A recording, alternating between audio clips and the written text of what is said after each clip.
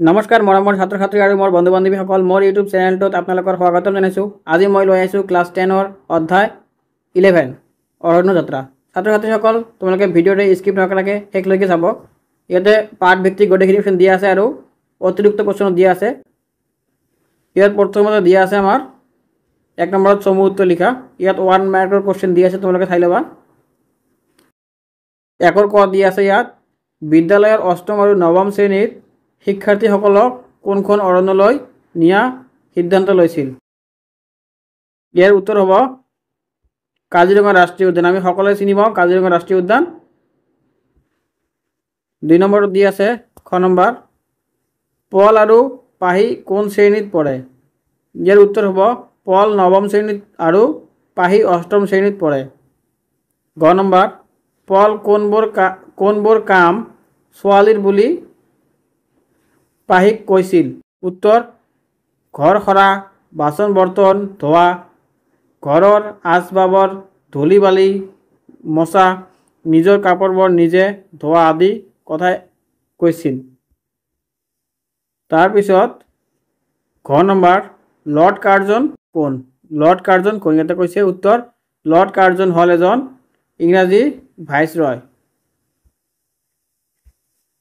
তাৰপিছত 2 নম্বৰত দিয়া আছে ল'ৰা ছোৱালীৰ কামৰ পাৰ্থক্য দেখি পাহিয়ে মাকক কি কৈছিল। মাকে ইয়াৰ প্ৰত্যুত্তৰত পাহিক কি বুজনি দিছিল। ইয়াৰ উত্তৰ হ'ল ছাত্ৰ ছাত্ৰীসকল কুৱেশ্যনটো খুবেই ইম্পৰ্টেণ্ট, তোমালোকৰ 2 মাৰ্কছত আহিব পাৰে, চাই ল'বা। উত্তৰত দিয়া আছে পাহিয়ে মাকক ল'ৰা ছোৱালীৰ কামৰ পাৰ্থক্য দেখি ল'ৰা ছোৱালীৰ কামবোৰ কোনে পৃথক কৰিলে সুধিছে। তাই নিজে ককায়েকৰ দৰে পঢ়া শুনা কৰে যদিও নিজে নিজৰ কামবোৰ কৰি লোৱাৰ উপৰিও মাকক সহায় কৰি দিয়ে, কিন্তু ককায়েকে মাকৰ সহায় কৰাটো বাদেই নিজৰ কামকেইটাও নিজে কৰি নলয়। মাক বা ভনীয়েকে কৰি দিব বুলি ভাবে। সেয়েহে পাহিয়ে ল'ৰাই নিজৰ কামকেইটা নিজে কৰিব নালাগে বুলি ক'ৰবাত লিখা আছে নেকি মাকক সুধিছিল। ইয়াৰ প্ৰত্যুত্তৰত মাকে কৈছিল যে তেওঁ ল'ৰা ছোৱালী দুয়োটাকে বয়স অনুযায়ী কৰিব পৰা কামবোৰ শিকাই গৈছে। ল'ৰাও হওক বা ছোৱালীয়ে হওক, যিমানেই পঢ়া শুনা নকৰক বা পিছলৈ ব্যৱসায় বা ডাঙৰ চাকৰি নকৰক কিয় নিজৰ কামখিনি নিজে কৰিবলৈ শিকিব লাগিব। নিজৰ প্ৰয়োজনীয় কামখিনি নাজানিলে পৰ নিৰ্ভৰশীল হ'বলৈ বাধ্য হ'ব লাগিব। তাৰপিছত তেতিয়া সময় আৰু মানুহ সকলোৱে পৰা গৈ খাব লাগিব। তাৰপিছত 3 নম্বৰত দিয়া আছে প্ৰকৃতিৰ কোনবোৰ সুন্দৰ নিয়মে পাহিক আকৃষ্ট কৰে। ইয়াৰ উত্তৰটো হ'ল প্ৰকৃতিৰ সকলোবোৰ উপাদানে মিলা প্ৰীতিয়ে বাস কৰে। প্ৰতিজোপা গছৰ ৰং ভিন্ন, পাতৰ আকাৰ ভিন্ন, তামোল গছজোপাৰ আকাশতে থকা আম গছজোপাৰ চেহেৰাৰ মিল নাই,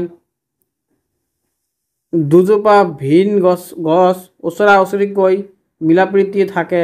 আকৌ কল গছজোপাৰ কাষতে থকা নেমু গছজোপা নেমুৰ কাইটে কল গছজোপাক কেতিয়াও বিন্দাবলৈ নাযায়। প্ৰকৃতিৰ এই সুন্দৰ বিনিময়বোৰ প্ৰতিটো উপাদানে মানি চলে। প্ৰকৃতিৰ এই নিয়মবোৰৰ পাহিক আকৃষ্ট কৰে। তাৰপিছত আমাৰ 4 নম্বৰত দিয়া আছে কাজিৰঙালৈ যাবলৈ ওলাওঁতে পাহি আৰু পলকৰ মাক আৰু দেউতাকে কি উপদেশ দিছিল।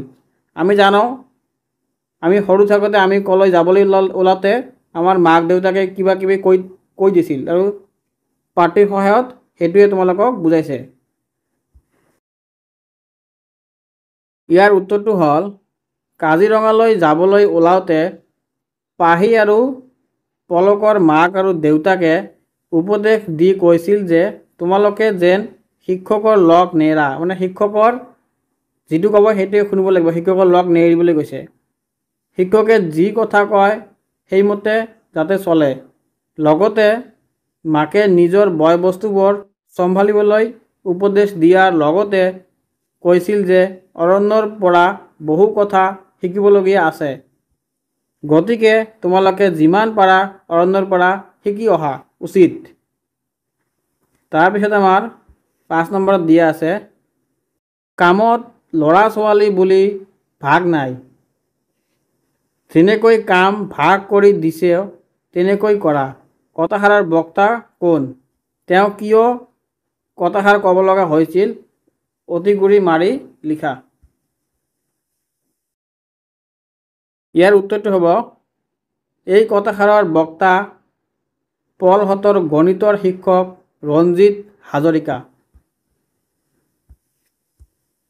পলহঁতৰ পৰা বিশ্ববিদ্যালয়খনৰ 8ম আৰু 9ম শ্ৰেণীৰ শিক্ষাৰ্থীসকলক কাজিৰঙা অভয়াৰণ্যলৈ নিয়া হৈছিল। 2খন বাছত বেছ হুলস্থুল আৰু নাচ গান কৰি শিক্ষাৰ্থী আগবাঢ়িল কাজিৰঙা অভিমুখে। বাছৰ ভিতৰতে শিক্ষকসকলে ছাত্ৰ ছাত্ৰীৰ মাজৰ পৰা নেতা নেত্ৰী পাতি দিলে। পাহি আৰু বিদিশাক দায়িত্ব দিয়া হ'ল বাছত থকা ছাত্ৰ ছাত্ৰীৰ সংখ্যা গণনা কৰিবলৈ আৰু অসুবিধাসমূহ চকু দিবলৈ। 9ম শ্ৰেণীৰ সৌৰভ আৰু আফতাবক দায়িত্ব দিয়া হ'ল খাদ্য বস্তুৰ পেকেট আৰু পানীৰ বটল সকলোৰে মাজত সমভাৱে বিতৰণ কৰিবলৈ। সৌৰভে কামটো টান পাই ক'লে যে পাহি আৰু বৈদেশিক খাদ্য বিলোৱাক সৌৰভ আৰু আফতাবে সিহঁতক দিয়া কামটো কৰিব। সৌৰভে যুক্তি দি ক'লে, আমি যিহেতু ল'ৰা, লগৰীয়াবোৰে উৎপাত কৰিলে শাসন কৰিব পাৰিম আৰু অসুবিধাসমূহ চাব পাৰিম। তাৰপিছত আমাৰ 6 নম্বৰত দিয়া আছে, কাজিৰঙা ৰাষ্ট্ৰীয় উদ্যান পল আফতাবহঁত কি বিপদত পৰিল? মানে কাজিৰঙা ৰাষ্ট্ৰীয় উদ্যানত গৈ কিনে পল আৰু আফতাবহঁতে কি বিপদত পৰিছিল, এই বিপদৰ পৰা সিহঁতক কোনে উদ্ধাৰ কৰিছিল আৰু সেই বিপদৰ পৰা সিহঁতক কোনে উদ্ধাৰ কৰিছিল? এইটো খুবেই ইম্পৰ্টেণ্ট কুৱেশ্যন। ছাত্ৰ ছাত্ৰীসকল তোমালোকে ভালকৈ চাই ল'বা, 3 নহ'লে 4 মাৰ্কৰ আহিব পাৰে। ইয়াৰ উত্তৰটো দিয়া আছে, বিদ্যালয়ৰ 8ম আৰু 9ম শ্ৰেণীৰ শিক্ষাৰ্থীসকল কাজিৰঙা ৰাষ্ট্ৰীয় উদ্যানলৈ গৈ পোৱাৰ পিছত সকলো শিক্ষাৰ্থীয়ে খাই বৈ শিক্ষকৰ নিৰ্দেশ মতে জিৰণি ল'বলৈ নিৰ্দিষ্ট কোঠালৈ গ'ল। পিছে পল, সৌৰভ আৰু আফতাবে আন সকলো গম নোপোৱাকৈ পিছফালে মেটেকাৰে ভৰি থকা এখন বিল পালেগৈ আৰু বিলৰ কাষত খুঁটিত পুতি থোৱা নাও এখন দেখি তাতে উঠিলগৈ। খুঁটিৰ পৰা নাওখন খুলি সিহঁতে বটা মাৰি নাওখন আগুৱাই নিলে। কিছু দূৰ গৈ নাওখন মেটেকাৰ মাজত সোমাই পৰিল আৰু নাওখন পানীত ডুবিবলৈ আৰম্ভ কৰিল। সিহঁতে তেতিয়াহে গম পালে যে নাওখনৰ তুলিত ফুটা আছে। সিহঁতে বহু চেষ্টা কৰিও নাওখন কাষলৈ চপাব নোৱাৰিলে। হঠাৎ নাওখন পাল্টি হৈ গ'ল আৰু পল পানীত পৰিল। তেন্তে আন এখন বিলত মাছ মাৰি অহা কেইজনমানীয়ে ছোৱালীয়ে সিহঁতক দেখা পাই দৌৰি আহিল। তাৰে দুজনীয়ে তৎক্ষণাত বিলত জঁপিয়াই পৰিল আৰু পানী খাই ডুবিব খোজা পলক টানি নি পাৰত পেলালেগৈ। আনহাতে আন এজনীয়ে সাঁতুৰি গৈ নাৱত বঠা বাই বহু কষ্টেৰে নাওখন পাৰত লগাব খোজোতেই নাওখন কাটি হৈ পৰিল। পানীত আফতাব আৰু সৌৰভ পৰিল। এই সমগ্ৰ ঘটনাটোৰ পাৰৰ পৰা বেছি দূৰ নাছিল বাবে আটাইকেইকে ছোৱালীজনীয়ে উদ্ধাৰ কৰিলে। তাৰপিছত আমাৰ 7 নম্বৰত দিয়া আছে শিক্ষক শিক্ষয়িত্ৰীসকলে অৰণ্য দৰ্শনৰ কাৰ্যসূচী কিয় বাতিল কৰিব খুজিছিল? ইয়াৰ পিছত পৰিস্থিতি কি হ'ল বহলাই লিখা। এইটোও খুবেই ইম্পৰ্টেণ্ট। এইটো আগৰ কুৱেশ্যনৰ অপজিট কুৱেশ্যন হয়। আগত যিটো কুৱেশ্যন ক'লোঁ ঠিক তেনেদৰে হ'ব। এইটো তোমালোকে চাবা ভালকৈ। উত্তৰ দিয়া আছে শিক্ষক শিক্ষয়িত্ৰীসকলে অৰণ্য দৰ্শনৰ কাৰ্য বাতিল কৰিব খুজিছিল কিয়নো ছাত্ৰ ছাত্ৰীসকলৰ মাজৰ 3জন ছাত্ৰ পাল সৌৰভ আৰু আফতাবে শিক্ষক শিক্ষয়িত্ৰীসকলক অৱমানন কৰি মনে মনে গৈ বিলত নাও বাইছিলগৈ, যাৰ ফলত নাও ডুবি সিহঁত পানীত পৰিছিল। কেইজনমান স্থায়ী ছোৱালীয়ে আহি সিহঁতক পানীৰ পৰা উঠাই আনিছিল। ছোৱালী কেইজনী নোহোৱা হ'লেহেঁতেন সিহঁত বাচিব নোৱাৰিলেহেঁতেন আৰু বিদ্যালয়খনো বদনামৰ ভাগি হ'লহেঁতেন।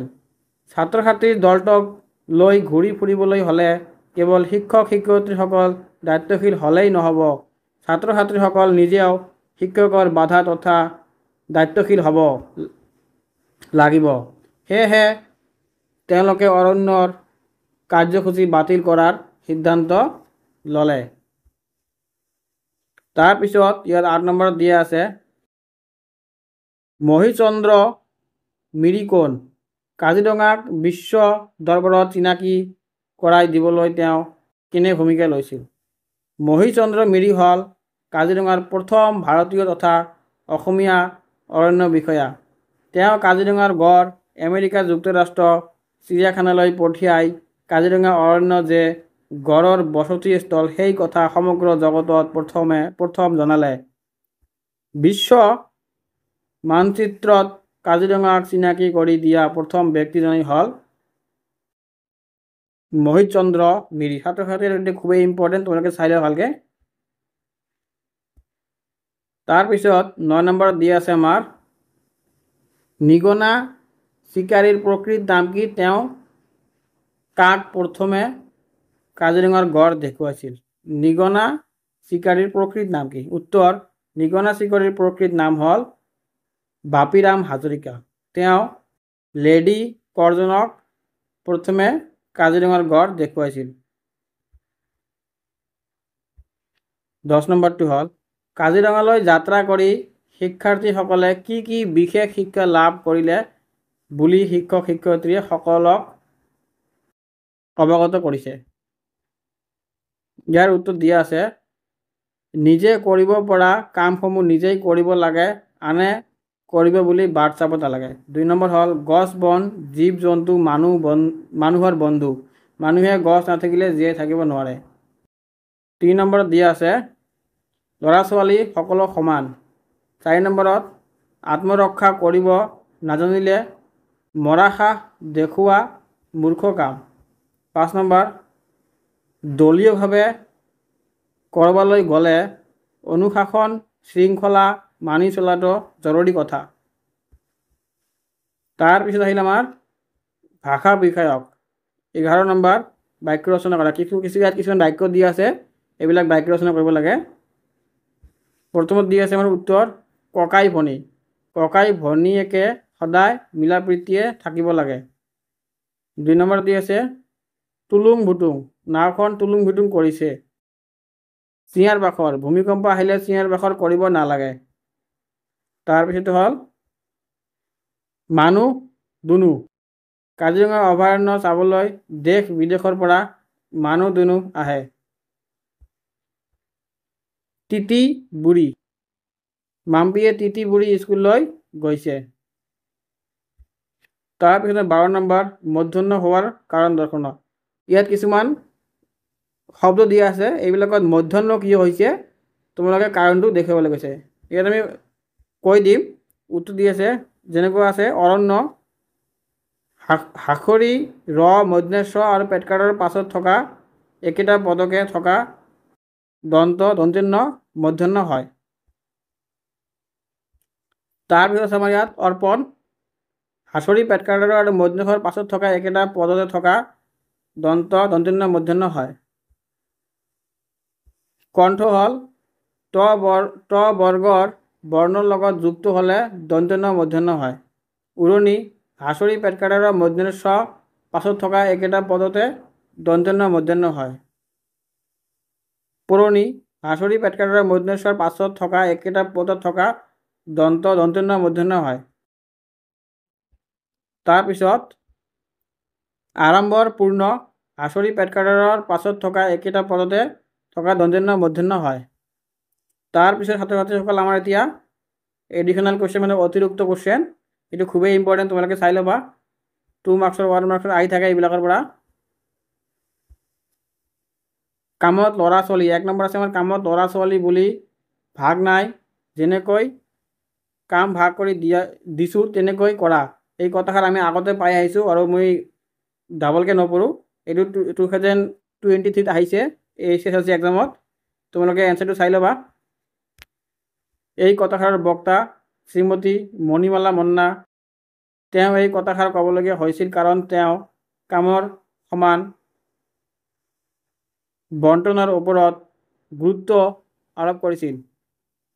তেওঁ কৈছিল যে কামত ল'ৰা আৰু ছোৱালীৰ ভিতৰত কোনো পাৰ্থক্য নাথাকে। মন্নাই এই বক্তব্যৰ জৰিয়তে সমাজৰ পৰিচয়তৰ কামৰ সমান বণ্টনৰ বিষয়ে সজাগতা সৃষ্টিৰ চেষ্টা কৰিছে।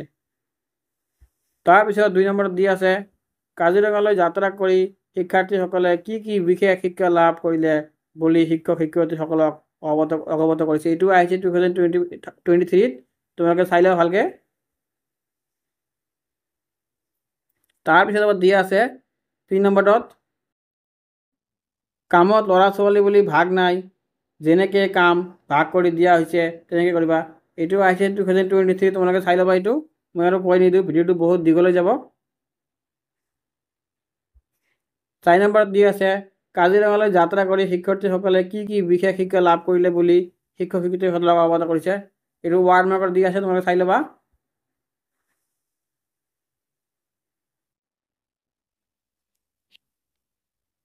ছাত্ৰ ছাত্ৰীসকল যদি ভিডিঅ'টো ভাল লাগে তোমালোকে ছাবস্ক্ৰাইব কৰি ৰাখিবা আৰু লাইক কৰিবা, পাৰিলে তোমাৰ বন্ধু বান্ধৱীসকলক শ্বেয়াৰ কৰি দিবা।